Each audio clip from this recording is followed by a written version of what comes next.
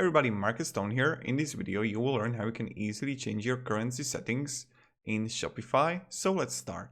First, what you want to do is just be in your Shopify dashboard and then click here on settings. When you're in the settings, you want to click here on general. And in general, you want to just scroll down and you will find it here, store currency. This is the currency your products are sold in after first sale. Currency is locked in and can be changed.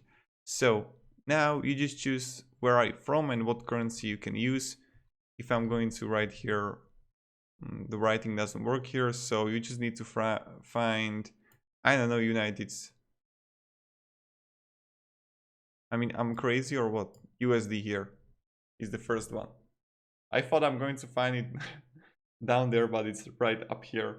So this is how we can do it. Thank you very much everybody for watching. If you enjoyed this video, you can support me, subscribe, you know how it goes and you know how it works. So thank you, have a great day and see ya. Goodbye.